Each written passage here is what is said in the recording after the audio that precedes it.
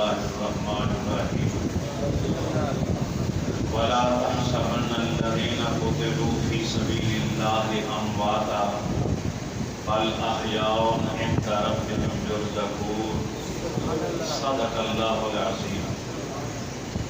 اور جو اللہ کی راہ میں قتل کر دیے جائیں انہیں مردہ نہ کہو، انہیں مردہ خیال بھی نہ کرو، وہ تو زندہ ہیں اور انہیں اپنے رب کی طرف سے رزق بھی مہیا کیا جاتا ہے۔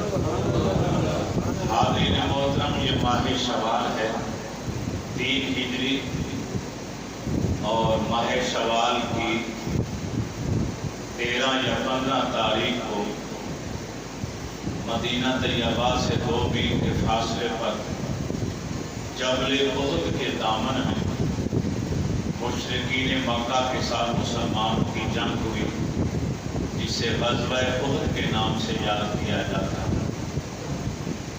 غزوہ احد پہ اگر نظر ڈالی جائے تو بے شمار ممانعات نظر آتے ہیں، لیکن مختصر سے وقت میں ہم تمام موضوعات پر گفتگو نہیں کر سکتے۔ آج ہم صرف اس غزوہ میں شریک مسلمانوں کی جرأت، شجاعت، بہادری اور شہادت فی سبیل اللہ کے عنوان پر گفتگو کریں اور شہدائے احد کو ہم خراج تحسین پیش کریں۔ مشرکین مکہ کے ساتھ آپ جانتے ہیں کہ غزوہ بدر پہلی جنگ عظیم ہوئی، ابھی تھوڑا ہی عرصہ گزرا تھا، زخم تازہ تھے، شہداء کی یادیں تازہ تھیں کہ مشرکین مکہ نے ایک بار پھر مسلمانوں کو صفحہ ہستی سے مٹا دینے کا عزم لے کر نعوذ باللہ مدینہ طیبہ پر چڑھائی کے لیے تیاری شروع کر 3000 جنگجو مشرکین مکہ کے جمع ہوئے، اور یہ پہلا موقع تھا کہ جب سرداران قریش کی عورتیں بھی شامل ہو گئیں۔ تاریخ عرب میں یہ بات لکھی ہوئی ہے کہ جس جنگ میں عورتیں شامل ہو جاتی تھیں، پھر اس جنگ میں مردوں کا میدان جنگ سے بھاگنا یہ بے شرمی اور نامردی کا مظاہرہ ہوتا تھا، پھر مرد بھاگ نہیں سکتے تھے، اس لیے عورتیں شامل ہوئیں کہ غزوہ بدر میں یہ بھاگ گئے تھے، آج ہم ساتھ ہوں تاکہ یہ بھاگ نہ ہو۔ چنانچہ 3000 کا یہ لشکر، جن میں 200 گھوڑ سوار وہ بھی شامل تھے کہ جن کی کمان، جن کی سربراہی اس وقت خالد بن ولید کے پاس تھی، جنہیں آج ہم حضرت خالد بن ولید رضی اللہ تعالیٰ عنہ کے نام سے یاد کریں، کیونکہ اس غزوہ کے موقع پر ابھی انہوں نے کلمہ نہیں پڑھا تھا، حالت کفر پر تھے، مشرکین مکہ کی طرف سے وہ یہ گھڑ سوار لشکر لے کر آئے۔ تو 3000 میں سے یعنی ہر شخص وہ تھا جس کے سینے میں مسلمانوں کے خلاف غصہ تھا، اشتعال تھا، انتقام کی آگ تھی۔ وہ لوگ خصوصی طور پر شامل ہوئے جن کی عزیز و اقربا جنگ بدر میں مارے جا چکے۔ چنانچہ نبی کریم علیہ الصلوۃ والتسلیم نے صحابہ کرام سے مشورہ کیا ہمیں کیا کرنا چاہیے۔ عبداللہ بن ابی جیسے منافقین کی رائے تھی کہ ہمیں مدینہ طیبہ کے اندر رہ کر دفاعی جنگ لڑنی چاہیے، مدینے کا دفاع کرنا چاہیے، مگر کیونکہ وہ بظاہر مسلمان تھا اندر سے منافق تھا، نبی علیہ السلام اچھی طرح جانتے پہچانتے تھے، ابھی رب کی طرف سے آگے نہیں آیا تھا کہ منافقین کو علل اعلان انہیں شو کیا جائے، ان کو ظاہر کیا جائے۔ وہ پھر ایک موقع آیا تھا کہ جب مسجد میں بیٹھے ہوئے 300 منافقین کو میرے رسول نے نام لے لے کر مسجد سے نکل جانے کا حکم دیا تھا۔ اخرج یا فلاں انہا کا منافق ہونا ہے، فلاں تو کھڑا ہو نکل جا میری مسجد سے، تو منافق تو نکل جا، تو 300 لوگوں کو پھر مسجد نبوی شریف سے رسوا کر کے نکالا گیا۔ ابھی کیونکہ حکم نہیں آیا تھا، چنانچہ اللہ کے نبی نے اس کی تجویز کو سنا، خاموشی اختیار کیا، کوئی جواب نہ دیا۔ نبی علیہ السلام کے پیارے چچا جو اسی غزوہ میں شہید بھی ہوئے، آج بھی جبل احد کے دامن میں آپ کا مزار مبارک ہے، 70 کے قریب شہداء وہاں پہ آرام فرما ہے۔ تو حضرت امیر حمزہ رضی اللہ تعالی عنہ نے خوبصورت تقریر کی جو تاریخ اسلام کے صفحات پر آج بھی سنہرے لفظوں سے لکھی ہوئی موجود ہے۔ آپ فرماتے ہیں یا رسول اللہ صلی اللہ علیہ وسلم لا اطعم اليوم طعاما والذی انزل علیک الکتاب بعثک بالحق نبیا، قسم اس ذات کی جس نے آپ پر کتاب کو اتارا ہے، قسم اس رب کی جس نے آپ کو سچا نبی بنا کر بھیجا۔ لا اطعم اليوم طعاما حتی اجالدہم بسیفی خارج المدینہ، جب تک مدینہ طیبہ سے باہر نکل کر مشرکین مکہ کی بوٹی بوٹی نہ کر ڈالو، میرے اوپر روٹی کا ایک لقمہ بھی حرام۔ نبی علیہ السلام کے پیارے جزا فرماتے لا اطعم اليوم طعاما، میں کھانے کا ایک لقمہ بھی نہیں کھاؤں گا، حتی اجالدہم بسیفی، یہاں تک کہ میں اپنی تلوار سے خارج المدینہ، مدینے سے باہر نکل کر دشمنوں کے پر خچے نہ اڑا دوں۔ حضرت نعمان رضی اللہ تعالیٰ عنہ کے کھڑے ہو گئے، انہوں نے تقریر فرمائی، میرے رسول خوش ہو گئے، بار بار فرماتے تھے صدقت یا نعمان، صدقت یا نعمان، اے نعمان تو جو کچھ بھی کہہ رہا ہے میں اللہ کا رسول گواہی دیتا ہوں کہ تو سچ کہہ رہا ہے۔ آپ نے فرمایا والذی بعثک بالحق نبیا، مجھے بھی قسم ہے اس رب کی جس نے آپ کو نبی بنا کر بھیجا ہے۔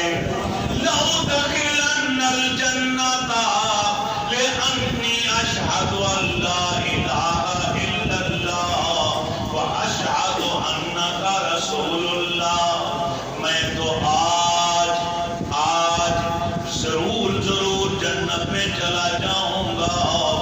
اے نعمان تجھے کیسے یقین ہے کہ تو جنت میں جائے گا؟ فرماتے ہیں لِأَنِّي أَشْهَدُ أَن لَا إِلَٰهَ إِلَّا اللَّهُ، کیونکہ میں اقرار کرتا ہوں، دل سے گواہی دیتا ہوں کہ میرے اللہ کے سوا کوئی معبود نہیں، میرے رب کے سوا کوئی عبادت کے لائق نہیں۔ وَلَا أَفِرُّ يَوْمَ الزَّحْفِ، میدان جنگ سے پیٹے کر کبھی نہیں بھاگوں گا، لڑتا شہید ہو جاؤں گا، لیکن پشت دکھا کر جان بچا کر بھاگوں گا نہیں۔ اے نعمان ارے بھاگو گے کیوں نہیں؟ فرمایا لِأَنِّي أُحِبُّ اللَّهَ وَرَسُولَهُ، اس لیے میدان چھوڑ کر ارے نہیں بھاگوں گا کیونکہ میں اللہ اور اس کے رسول سے بے پناہ پیار کرتا ہوں۔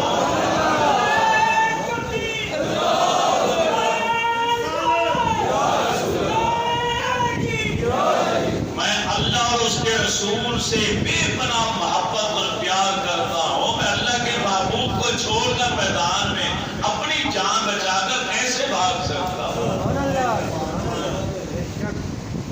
کیا کہنے، غلام نے جب یہ تقریر کی تو امام الانبیاء نے اس کی تقریر کی تصدیق فرمایا صدق تھا یار، اے نعمان میں اللہ کا نبی گواہی دیتا ہوں کہ تم سے اوپر سے نہیں کہہ رہا، اندر سے کہہ رہا ہے، تو نے جو کچھ کہا ہے سچ کہا۔ 1000 کے لگ بھگ مسلمانوں کا لشکر تیار ہے۔ دشمن کتنے تھے یہ یاد رکھنا چاہیے۔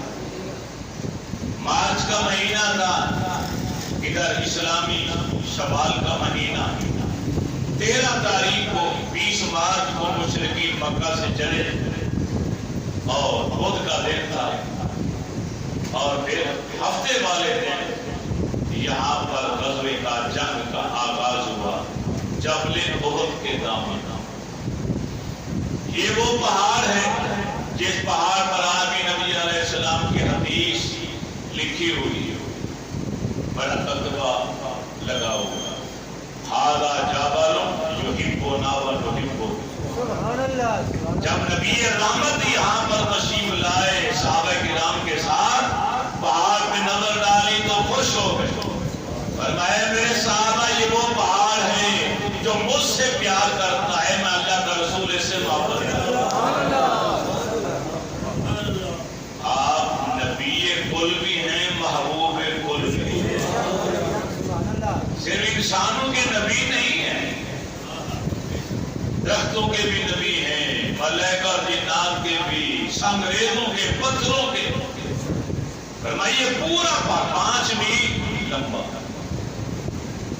اور اونچائی بہت زیادہ، اس کا ایک نوکیلا پتھر، ایک سنگریزہ اس کے رسول میں غرق ہے۔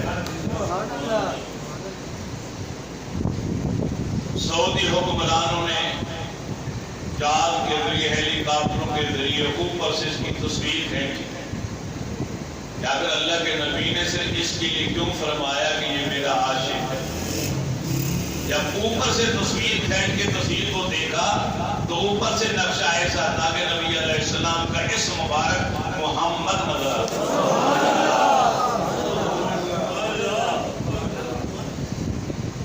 جب یہاں 1000 کا لشکر پہنچا، دشمن کی تعداد کی، منافقین ظاہر ہو گئے۔ عبداللہ بن ابی 300 ساتھیوں کو لے کر یہاں سے واپس شہر چلے۔ اب مسلمان کتنے رہ گئے؟ 700۔ اور 700 مسلمانوں کے پاس آج بھی صرف 2 ہی گھوڑے تھے، 2 ہی گھوڑے۔ بدر میں بھی 2 ہی گھوڑے تھے، آج بھی 2 گھوڑے، چند تلواریں۔ آپ کو پتہ ہے کہ عرب کی سرزمین ایسی بات، گرمی قیامت کی گرمی پڑتی، صرف تلوار ہاتھ میں ہوتی تھی یا سر پہ کوئی بچاؤ کے لیے کوئی ٹوپی پہن لیتے تھے، وہ کھود جسے کہا جاتا، تو معمولی سی زیرہ ہوتی تھی، کوئی پہنتا تھا، زیادہ نہیں پہنتے تھے کیونکہ زیرہ لوہے کی بنی ہوتی تھی، تو گرمی کے اندر، دھوپ کے اندر تو لوہا خود آگ بن جاتا ہے۔ یہ تو آدمی کے جسم کو ویسے سلجھا کے تھے، جلا کے رکھ ڈالے۔ اور پھر تاریخ گواہ ہے، کسی صحابی کو 80 زخم آ رہے تھے، کسی کو 21 آ رہے تھے، کسی کو 70 زخم آ رہے تھے، مولا علی کو 80 زخم آئے۔ یہ زخموں کی تعداد بتاتی ہے کہ ان کے جسم پر کوئی زیرہ نہیں تھی۔ اگر بچاؤ کے لیے زیرہ پہنی ہوتی تو اتنے گہرے زخم نہ ہونا۔ حضرت عمر 21 گہرے زخموں کے ساتھ زخمی، حضرت سعد بن ربیع 70 زخم، حضرت ابو عبیدہ بن جراح رضی اللہ تعالیٰ عنہ جو ڈاکٹر تھے، طبیب تھے، سرجن تھے، فرماتے تھے اے علی میں کیا کروں، لگتا ہے تجھے سر سے لے کر پاؤں تک باندھ کر تخت پر لٹا کر سر کے اوپر رکھ کر لے جانا پڑے گا مدینہ طیبہ۔ میں نے دنیا میں زندگی میں ایسا بہادر نہیں دیکھا جس کو اس کا درکاری 80 زخم سر سے لے کر پاؤں تک زخموں سے چور ہی چور ہو، تلواروں کے، برچھوں کے، چھریوں کے، نیزوں کے، تیروں کے زخم ہو، اور پھر بھی وہ اپنی جان کی پرواہ کیے بغیر رسول اللہ کے آگے ڈھال بن کر لڑ رہا.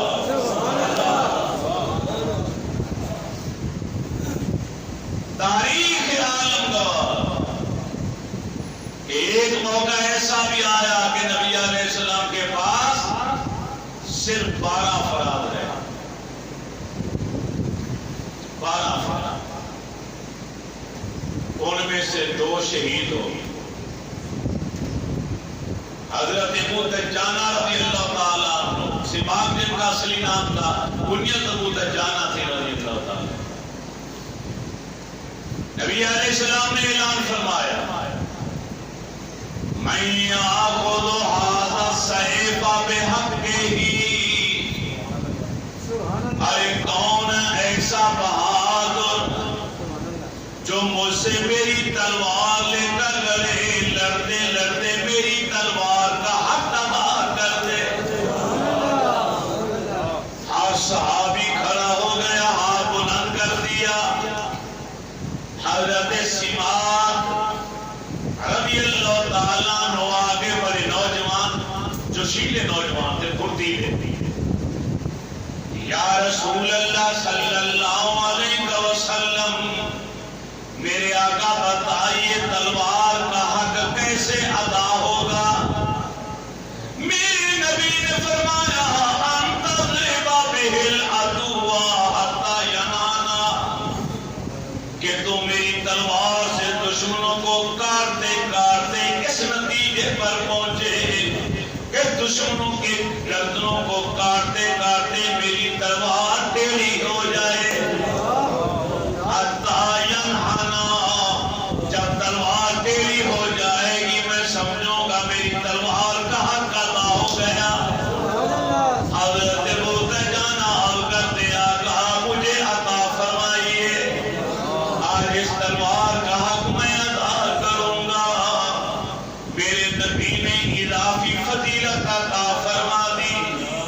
جس طرح آپ نے خیبر کے موقع پر فرمایا تھا میں جھنڈا اس کے ہاتھ میں دوں گا جس کے ہاتھ پر اللہ فتح عطا فرمائے گا. پھر علی المرتضیٰ کے ہاتھ میں دیا. مولا علی کو اضافی فضیلت دینا تھے. اسے قطر کو یہ مراد نہ دے کہ مولا علی کے ہاتھ میں جھنڈا دینے کا مقصد تھا کہ سب کے اوپر آپ کو فضیلت دینا نہیں.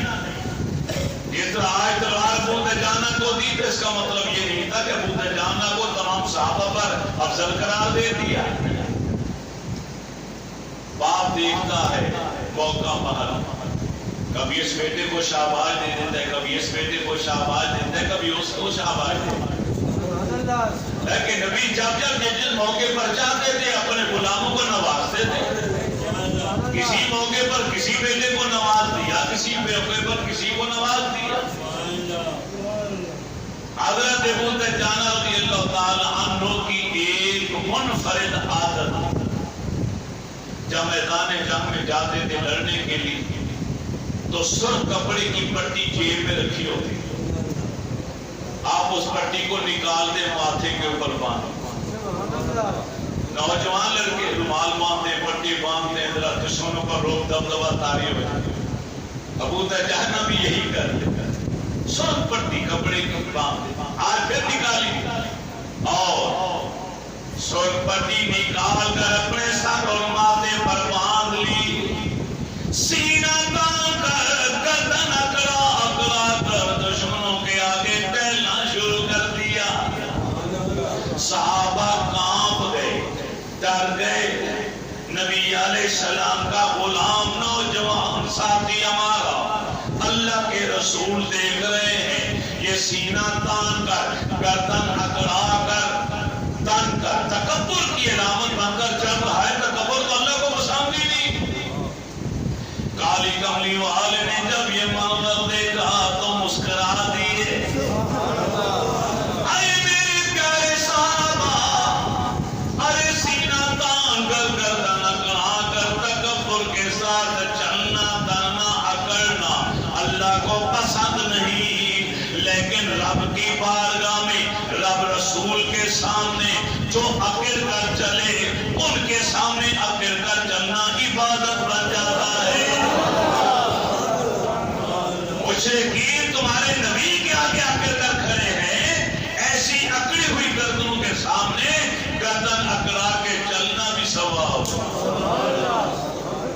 مقام میں جہاں جلال ہے وہاں جمال بھی ہے، نیاز بھی ہے، ناز بھی ہے۔ کبھی سر جھکا کے چلنا عبادت، کبھی سر اٹھا کے چلنا عبادت۔ حاجیوں کو دیکھ لو، پہلے 3 چکروں میں کیا کرتے ہیں؟ رمل کرتے ہیں، سینہ تان کر گردن اکڑا کر پہلوانوں کی طرح شانے ہلا ہلا کر چل رہے ہو۔ لاہور میں کوئی اس طرح چلے تو گناہ ہوگا، عین کعبے کے سامنے جو اس طرح چلے اسے ثواب ہی ثواب۔ کیوں ایسا ہے؟ جب پہلی بار مسلمانوں نے اللہ کے نبی کے ساتھ مل کے طواف کیا، غریب غربا مسلمان تھے، کمزور تھے، مشرکین نے حرم پاک کے سین میں آ کے تالیاں مارنی شروع کر دی، مذاق اڑانا شروع کر دیا، تمسخر اڑایا۔ پیر پر پتھر باندھنے والے تن ڈھانپنے کے لیے لباس نہیں، ہڈیوں کا ڈھانچہ کمزور لوگ، کیا یہ ہمارا مقابلہ کریں گے؟ جن سے چلا نہیں جائے۔ رب نے جبریل کو بھیجا، محبوب کو جا کے سلام دو، انہیں کہا اپنی امت کو پیغام دے دو قیامت تک کے لیے اب جو بھی یہاں آئے پہلے 3 چکروں میں رمل کرے، پہلوان بن جائے۔ یہ میرا حکم ہے تاکہ مکہ کے کافروں کو معلوم ہو جائے مسلمان جسمانی طور پر کمزور ہو سکتا ہے مگر اس کا ایمان کبھی کمزور نہیں ہو سکتا۔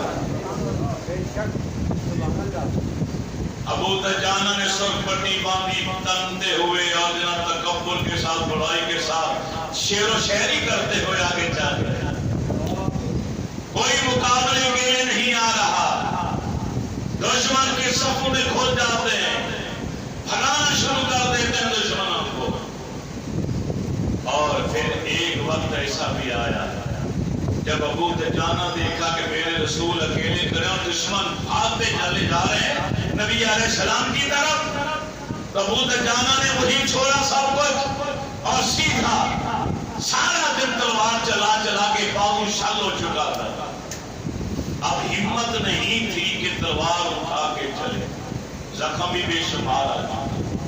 ابو دجانہ میرے رسول کے آگے آ کے کھڑے، اللہ کا حکم ہے میرے نبی کے آگے نہ آگے لا تقدموا بین یدی اللہ و رسولہ، اے ایمان والو اللہ رسول سے آگے نہ بڑھو۔ مگر ہجرت کی رات ابو بکر صدیق کو دیکھا گیا کبھی دائیں کبھی بائیں کبھی پیچھے کبھی آگے۔ اے ابو بکر آگے آنا تو گناہ ہے۔ صدیق اکبر کہتے ہیں میں گستاخی بے ادبی کے ارادے سے آگے نہیں آ رہا، میں تو یہ سوچ کر آگے آتا ہوں جب مجھے خیال آتا ہے دشمن دائیں طرف سے کوئی تیر نہ چلا دے، میں اپنے آپ کو دائیں طرف لے آتا ہوں تاکہ آنے والا تیر ابو بکر کو لگے، میرے رسول محفوظ ہوں۔ جب خیال آتا ہے کوئی بائیں جانب سے آ جائے میں بائیں طرف آ جاتا ہوں، اور جب خیال آتا ہے کہ کوئی سامنے سے آ جائے تو میں رسول اللہ کے لیے ڈھال بن کر آگے آ کے کھڑا ہوتا ہوں۔ حضرت ابو دجانہ رضی اللہ تعالیٰ عنہ آگے آ کے کھڑے ہو گئے، تلوار پھینک دی، سر سے لے کر پاؤں تک تیر ہی تیر تھے، پیوست تھے سارے جسم کے۔ ایک ایک تیر اپنے جسم پر وصول کیا اس عاشق کے رسول نے، ایک تیر بھی پیچھے اپنے نبی تک نہیں جانے۔ یہ بے ہوشی کی حالت میں گرنے لگے، نبی علیہ السلام کی آواز گونجی، ارے ہے کوئی ہمارے ہاتھ میں اپنی جان بیچنے والا؟ میں اللہ کا رسول اس کی جان کا خریدار ہوں، وہ جنت میں میرا رفیق بنے، میرا دوست بن کر میرے ساتھ رہے گا۔ انصار مدینہ کے ساتھ نوجوان جگہ بعد دیگر جاتے گئے اور شہید ہوتے چلے گئے۔ حضرت زیاد بن سکن رضی اللہ تعالی عنہ آئے اور پھر دشمنوں کے ساتھ اکیلے تن کا مقابلہ کرتے کرتے دشمنوں کو پیچھے بھاگ جانے پر مجبور کر دیا اور خود زخموں کی تاب نہ لاتے میرے رسول کے قدموں میں آتے۔ نبی علیہ السلام بیٹھے گئے، وہاں زخمی حالت میں اللہ کے رسول کی آنکھوں میں آنسو تھے اپنے غلام کی۔ فرمایا زیاد کوئی خواہش، کوئی آرزو تمنا ہو تو بتاؤ۔ इशारों में अल करते हैं, आका अपना पाँव मुबारक आके कीजिए, मैं आपके नबूवत वाले कदम के तलवे का बोसा लेना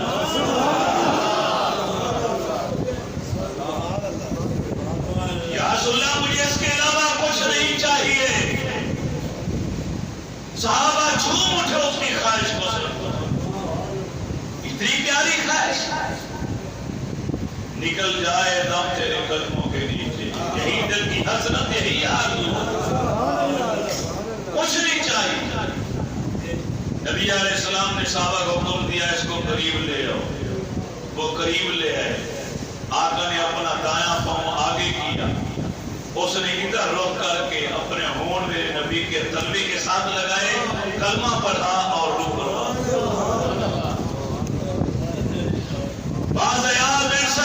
तेरी बहादुरी, तेरी शुजाअत, तेरे इश्क पर मोहब्बत पर कुर्बान जाऊं। नबी अलैहिस्सलाम ने हजरत ज़ैद बिन साबित को बुलाया, ज़ैद इधर आओ, जरा देखो साहब रबी किस हाल में है। हमने उन्हें लड़ते हुए देखा था घुमसान की लड़ाई में, जंग में, कहीं वो गिर गए हैं, जाओ उनका पता करो। वो जिस हाल में मिले मेरा उन्हें सलाम करें। पाकिस्तान वाले क्या हिंदुस्तान वाले, सारी कायनात वाले सलाम नबी के नाम भेजते हैं, अल्लाह का नबी अपना सलाम साथ के नाम भेजते। ज़ैद तलाश करो मेरे गुलाम को और उन्हें मेरा सलाम कहना और मेरी तरफ से पूछना कि अल्लाह के रसूल पूछ रहे हैं, ऐ साहब नबी बता इस वक्त तो अपने आप को किस हाल में देख रहा। हज़रत ज़ैद बिन साबित का कहना, मैं तलाश करते करते साबित रबी के पास पहुंचा। 70 से ज्यादा जख्म थे, जिंदगी की आखिरी सांसें चल रही थी। मुझे देखा तो मुस्कुरा दिए, मेरा यार है। मैंने अर्ज किया, साहब अल्लाह के रसूल का कासिद बनकर आया हूँ। जख्मी हालत में साथ तरफ उठे, अरे बताओ मेरे भाई ज़ैद, अल्लाह के नबी ने क्या फरमाया? अल्लाह के रसूल ने सबसे पहले तुझे तो सलाम भेजा है। हज़रत साहब झूम उठे, यही मेरी मेराज है कि अल्लाह के नबी ने मुझे इस वक्त भी याद फरमाया, सलामती का तोहफा मेरे नाम किया, अब तो सलामती पक्की है। जिसको अल्लाह का रसूल कहे तो इस पर सलामती हो, इसे बढ़कर गारंटी जमानत क्या होगी, तो पक्का काम हो गया ना। ऐसा इतना बता, अल्लाह के नबी ने फरमाया, कैफा ताजिर का, अपने आप को कैसा पाते हो? हज़रत साहब कहने लगे, ऐ ज़ैद बिन साबित, मेरे नबी को जाकर बता देना, इन्नी लआजिदु रिहल जन्ना, मैं तो इस वक्त मरने से पहले पहले जन्नत की खुशबुएं सूंघ रहा हूं। या रसूल अल्लाह, जन्नत की खुशबुएं आ रही है, खुशबू सूंघ रहा हूं जन्नत। मेरी कौम अंसार से कह देना, ये सरदार थे लोग, अंसार से कह देना, तुम्हारे होते हुए मेरे रसूल के पांव में कांटा भी चुभ गया तो क़यामत वाले दिन तुम्हारा कोई उज़्र कबूल नहीं हो। कह देना मेरी कौम से कि तुम्हारा सरदार जाते जाते तुम्हें पैगाम दे गया, जान दे देना मगर नबी की आंख पर आंच ना आए। उस उम्मती के कुर्बान जाऊं जिसको नबी ने तलाश करा के अपना सलाम दे। उस नबी पर करोड़ों जाने कुर्बान हो जाएं जो अपने चाहने वालों को तलाश कराए और फिर उन्हें जन्नत की खुशखबरी भी सुनाए और उन्हें तोहफे सलाम। आशिक तो माशूक को तलाश किया ही करते یہ پہلا موقع ہے محبوب اپنے عاشق کو تلاش کرو. اور قربان جو حضرت سعد بن ربیع کی شان تھا جس نے جاتے جاتے پیغام دے دی. اپنی ذات کی فکر نہیں, قوم قبیلے کا غم نہیں, بیوی بچوں کی فکر ہے تو رسول اللہ کی, غم ہے تو اللہ کے نبی کا. میرے نبی کے پاؤں میں کانٹا بھی نہیں چبھنا چاہیے جب تک ایک بھی انصاری زندہ ہے.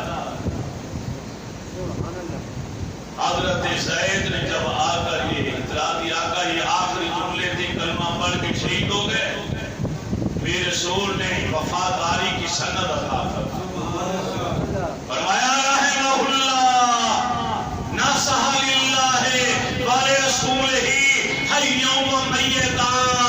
اے اللہ کی رحمت نازل ہو میرے ساتھ پر, زندہ رہا, اللہ رسول کا وفادار رہا, آج دنیا سے چلا گیا تو پھر بھی وفاداری میں رہا.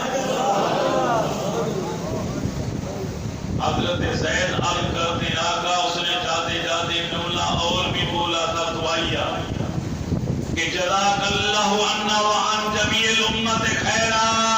میرے رسول سے جا کے کہہ دینا سعد آپ کے لیے دعا مانگ رہا ہے کہ اللہ آپ کو ہماری طرف سے اور پوری امت کی طرف سے جزائے خیر عطا فرمائے. کیونکہ آپ نے ہمیں بتوں کی پوجا سے رہائی دلائی اور سچے راہ کی چوکھٹ دکھائی, سچا دین دیا, سچائی کا راستہ دکھایا جو سیدھا جنت میں لے جاتا. آپ ہمارے محسن عظیم ہیں, ہم آپ کے شکر گزار ہیں. پتہ یہ چلا کہ جس کے وسیلے سے ہدایت ملے اس کو دعا دینا بھی میرے نبی کے صحابہ اور غلاموں کی سنت ہے. اس لیے حضرت سعد بن ربیع یہ کوئی معمولی انسان نہیں, مدینہ طیبہ کے رہنے والے تھے. جب مہاجرین ہجرت کر کے مکہ سے یہاں آئے تو نبی علیہ السلام نے جب بھائی چارہ قائم کیا تو حضرت عبدالرحمن بن عوف کا بھائی ان کو بنایا. ان کی 2 بیویاں تھیں, مالدار آدمی, گھر لے گئے. فرمایا دیکھو اگر تم پسند کرو تو آدھا کاروبار, آدھی زمین, آدھی جائیداد, جانور مال تمہارا, آدھا میرا, اور 2 بیویاں ہیں میری. میں تمہاری خواہش پر ایک کو طلاق دے دیتا ہوں اور تم ادھر بلانے کے بعد اسے نکاح کر. حضرت عبدالرحمن بن عوف نے سینے سے لگایا ماتھا چوما, نہ مجھے شادی کی ضرورت ہے نہ تیرے مال کی ضرورت ہے, مجھے صرف مالدین کا بازار کا راستہ دکھا دو. ہم جیسا کوئی ہوتا تو سا مال مانگ لیتا کہ چلو مفت میں مل رہا ہے. میرے رسول کے طبیعت یافتہ تھے, کہاں قبول کر. ایک بار صدیق اکبر رضی اللہ تعالیٰ عنہ بیٹھے ہوئے تھے, ایک خاتون آئی تو صدیق اکبر امیر المومنین خلیفۃ المسلمین اٹھ کے کھڑے ہو گئے, اپنی چادر بچھائی, اس خاتون کو اس چادر کے اوپر بٹھا. تھوڑی دیر بعد حضرت عمر آ, حضرت عمر نے دیکھا امیر المومنین کے مد مقابل بیٹھی ہے اسی مسئلہ پر. کون ہے؟ پوچھا امیر المومنین یہ کون ہے؟ فرمایا یہ اس شخص کی بیٹی ہے جس نے میرے رسول کے زمانے میں شہادت کا درجہ پا کر جنت کو حاصل کیا تھا. یہ سعد بن ربیع کی بیٹی ہیں.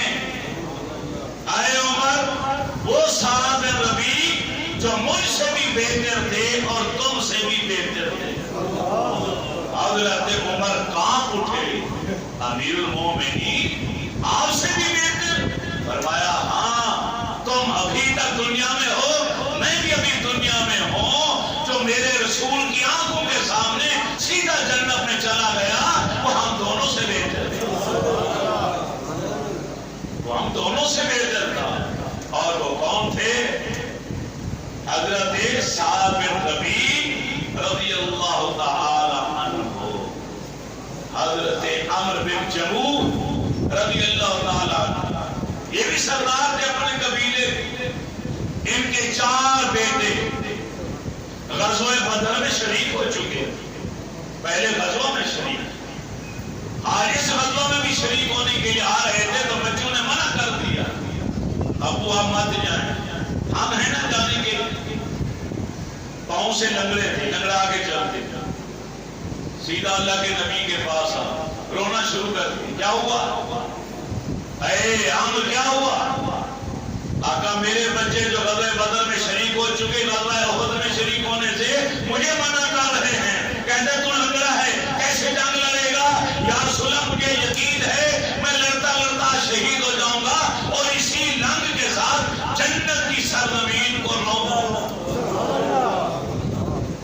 میرے نبی نے ان کا شوق جہاد دیکھا تو آپ نے اجازت دی۔ اس غزوہ میں عمرو بن جموح خود بھی شہید ہو گیا، اس کا بیٹا بھی شہید ہو گیا، اس کا برادر اللہ بھی شہید ہو گیا، ایک غلام بھی شہید ہو گیا، اور بعد میں جب ان کی زوجہ نے ان تمام میتوں کو اٹھا کے اونٹ پہ رکھا کہ میں مدینے لے جا کے جنت البقیع میں دفناؤں، تو سواری نے اٹھنے کا نام نہ لیا، اٹھا کے صحابہ تھک گئے، اونٹ نہیں ہلا، رسول اللہ کی بارگاہ میں آئے، یا رسول اللہ یہ واقعہ پیش آیا، آپ نے فرمایا پہلے یہ بتاؤ کہ جب یہ مدینے سے آ رہا تھا کیا اس نے کوئی دعا تو نہیں مانگی تھی؟ آقا دعا مانگی، میں کون سی ہوں؟ آقا اس نے دعا مانگی تھی، اللہم ارزقنی شہادہ ولا تردنی الی اہلی، یا اللہ مجھے شہادت کی موت عطا فرمانا، مجھے واپس مدینے مت آنے دینا۔ یہ دعا سنی میرے نبی نے فرمایا میری امت میں بعض لوگ ایسے ہیں جو اللہ کا نام لے کر قسم کھا لیں تو رب پر واجب ہو جاتا ہے ان کی قسم کو پورا کرنا۔ ان خوش نصیبوں میں سے ایک میرا عمرو بن جموح ہے، اس کی زبان سے جو دعا نکل گئی رب نے قبول کر، اس کو یہی دفناؤ، آگے مت لے جاؤ، یہی دفناؤ ان کو، چنانچہ وہیں پہ دفنایا گیا، ایک ہی قبر کے اندر حضرت عمرو بن جموح کو، ان کے بیٹے کو، ان کے برادر اللہ کو اور ان کے غلام کو، چاروں کو ایک ہی قبر کے اندر دفنایا۔ اور آخری جملہ بولوں کیونکہ میں نے آگے جانا ہے، آخری جمعہ ہے، اگلے جمعے سے پہلے مفتی علیہ السلام صاحب آ جائیں گے، پھر وہ اپنا جمعہ پڑھائیں گے، تو ان کی خواہش پر 2 جمعے پہلے پڑھائے، آج آخری ہے تو وہ بھی میں نے جانا ہے، مجھے لینے کے لیے آئے بیٹھے ہیں۔ حضرت حنظلہ رضی اللہ تعالیٰ،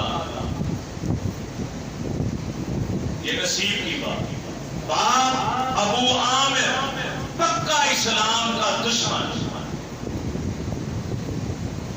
تاج کا لباس پہن کے راہب کا روپ دھار کے گلیوں میں پھرتا تھا اور معاذ اللہ نبی علیہ السلام کی شان کے خلاف گستاخانہ الفاظ استعمال کرتا۔ ایک دن حنظلہ میرے نبی کی بارگاہ میں آ کے عرض کر یا رسول اللہ مجھے اجازت عطا فرمائیے میں اپنے ہاتھوں سے باپ کے جسم کے ٹکڑے ٹکڑے کر ڈالتا، واہ حنظلہ تیرے عشق پہ قربان جاؤں، ایک طرف سگا باپ ہے، ایک طرف نبی کا عشق ہے، اور صحابی غلام اجازت مانگ رہا ہے، یا رسول اللہ مجھے اجازت عطا فرمائیے، مجھے ناراض نہ ہونا، اجازت عطا کیجیے، میں اپنے ہاتھوں سے باپ کی گردن اڑا دینا چاہتا ہوں۔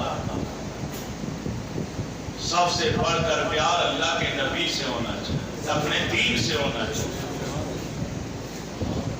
میرے نبی نے فرمایا حنظلہ نہیں، میں تو رحمت للعالمین بنا کر دی، کیسے بیٹے کو اجازت دوں کہ وہ اپنے باپ کو قتل کر دے؟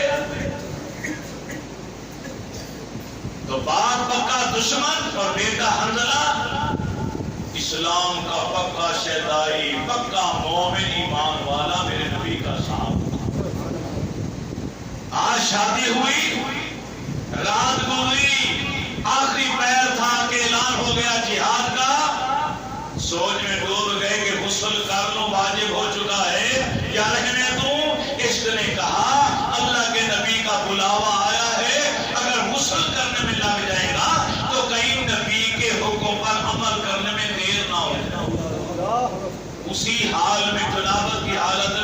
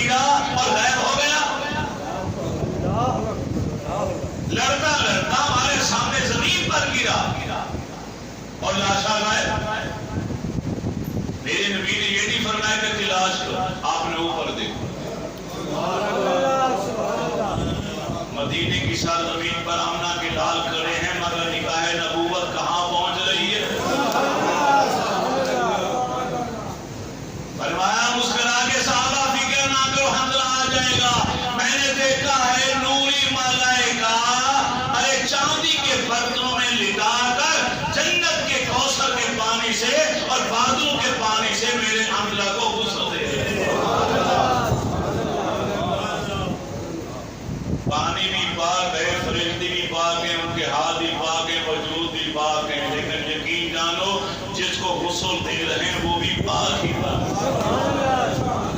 میری دعا ہے اللہ میری اور آپ کی حاضری قبول فرمائے، کیونکہ ہم قاری صاحب میں نماز پڑھائیں گے تو مجھے اجازت، میں ذرا جاؤں، وہ دو سے اشارے کر رہے ہیں۔